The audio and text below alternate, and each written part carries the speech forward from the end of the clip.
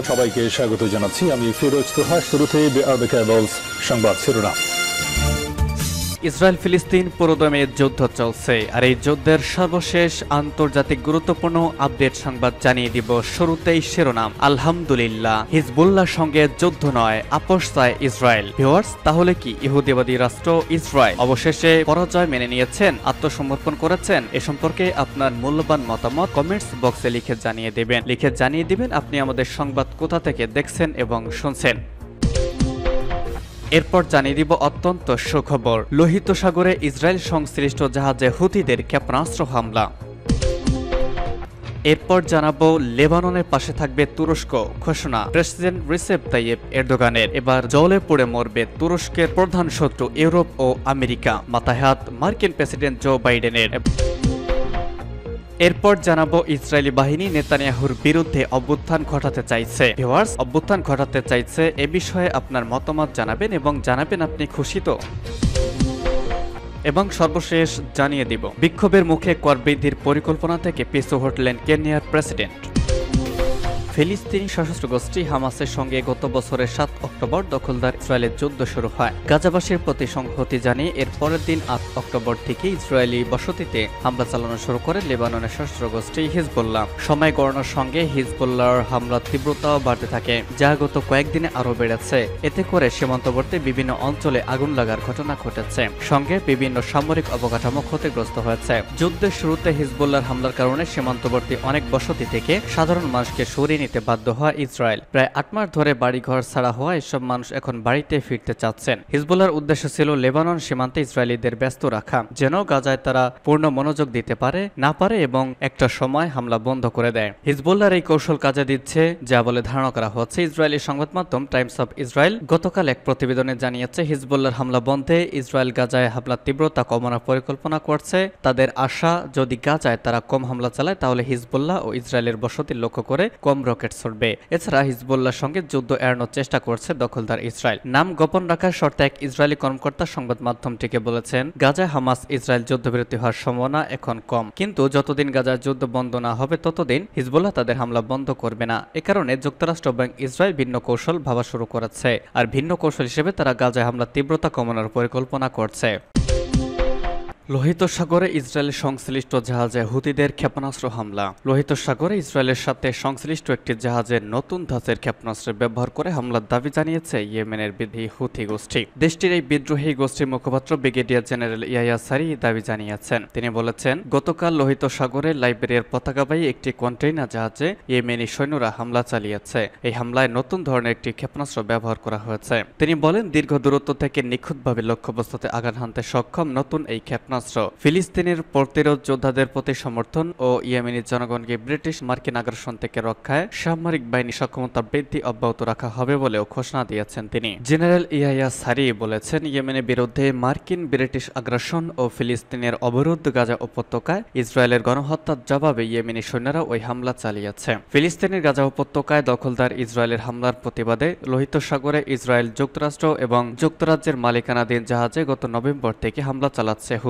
হুথিদের ঠেকাতে ইয়েমেনের যুক্তরাষ্ট্র এবং যুক্তরাজ্যেও যৌথ হামলা চালালেও সেগুলো তেমন ফলপ্রসূ হচ্ছে না। এছাড়া হুথিদের হামলার কারণে লোহিত সাগর দিয়ে জাহাজ চলাচল বন্ধ করে দিয়েছে বিশ্বের বড় বড় প্রতিষ্ঠানগুলো। বিশ্বের সমুদ্র পথে যত বাণিজ্য হয় তার 12% লোহিত সাগর দিয়ে হয়। এদিকে বাণিজ্যিক জাহাজ লক্ষ্য করে হুথিদের হামলার কারণে আন্তর্জাতিক বাজারে অনেক প্রভাব পড়েছে। লোহিত সাগর থেকে মিশরের সুয়েজ খাল হয়ে যেসব জাহাজ ইউরোপে যেত, সেসব জাহাজকে এখন আফ্রিকা ঘুরে গন্তব্যে যেতে হচ্ছে। ইয়েমেনের শিয়া মুসলিম সংখ্যাগরিষ্ঠ জাইদি নামের উপসম্প্রদায়ের সশস্ত্র গোষ্ঠী এই হুথিরা বেশিরভাগ ইয়েমেনি হুথিদের নিয়ন্ত্রণাধীন এলাকায় বসবাস করেন। পাশাপাশি সানা এবং ইয়েমেনের উত্তরে হুথিরা লোহিত সাগরের উপকূলরেখাও নিয়ন্ত্রণ করে থাকে।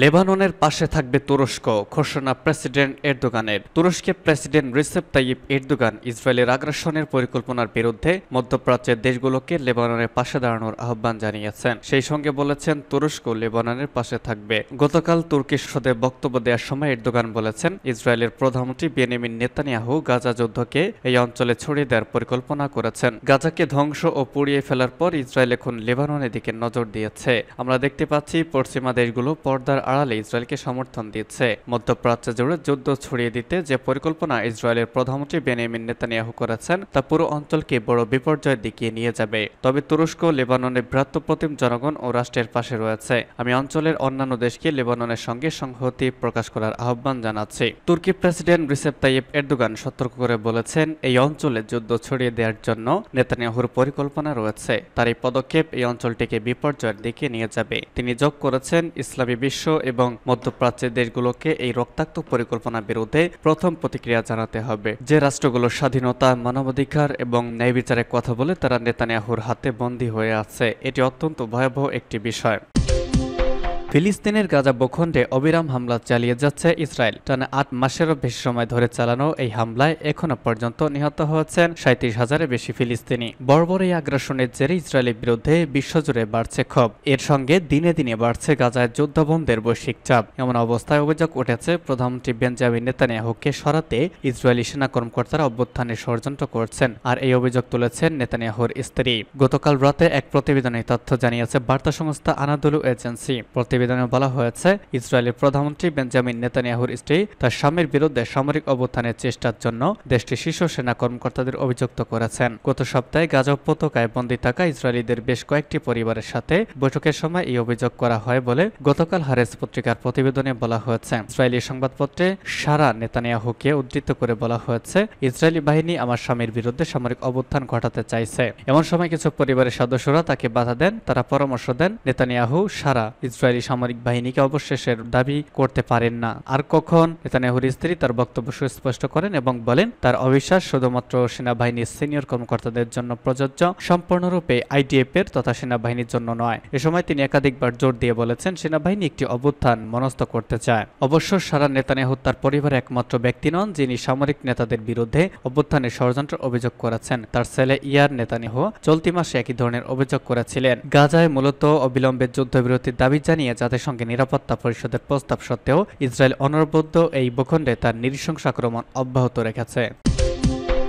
বিক্ষোভের মুখে কর বৃদ্ধির পরিকল্পনা থেকে পিছু হটলেন কেনিয়ার প্রেসিডেন্ট। কর বৃদ্ধির পরিকল্পনার প্রতিবাদে দেশ জুড়ে বিক্ষোভের পর অবশেষে পিছু হটলেন কেনিয়ার প্রেসিডেন্ট উইলিয়াম রুটো। গতকাল তিনি বিতর্কিত অর্থ বিল প্রত্যাহারের ঘোষণা দিয়েছেন। গতকাল নাইবোরোতে নতুন আর্থিক বিলের বিরুদ্ধে হাজার হাজার মানুষ বিক্ষোভ করেছেন। পুলিশ ও বিক্ষোভকারীদের সংঘর্ষে অন্তত ২২ জন নিহত হয়েছেন। সংঘর্ষের সময় সংসদ ভবনের একাংশে আগুন ধরিয়ে দেন বিক্ষোভকারীরা। গতকাল জাতির উদ্দেশ্যে দেওয়া ভাষণে রুটো বলেছেন, কেনিয়ারা ওই বিল চান না, তিনি বিলটিতে স্বাক্ষর করবেন না বলেও ঘোষণা দিয়েছেন। ২০২২ সালে নির্বাচিত হওয়ার পর এই বিক্ষোভ প্রেসিডেন্ট রুটোর প্রশাসনের জন্য সবচেয়ে বড় চ্যালেঞ্জ। তরুণ জনগোষ্ঠী বিক্ষোভের নেতৃত্বে ছিলেন। রুটো জানান তিনি তরুণদের সাথে সংলাপে বসবেন। তবে বিক্ষোভকারীরা প্রেসিডেন্ট রুটোর বিল প্রত্যাহারের ঘোষণাকে জনসংযোগের কৌশল হিসেবে দেখছেন। হানিফা আদান নামে এক বিক্ষোভকারী সামাজিক যোগাযোগ মাধ্যমে বলেছেন, বিলটি প্রত্যাহার করা হয়েছে, কিন্তু আপনি কি মৃতদের জীবিত ফিরিয়ে আনতে পারবেন? কেনিয়ার অর্থনৈতিক পরিস্থিতি ইতিমধ্যেই করোনা ভাইরাস মহামারী, ইউক্রেন যুদ্ধ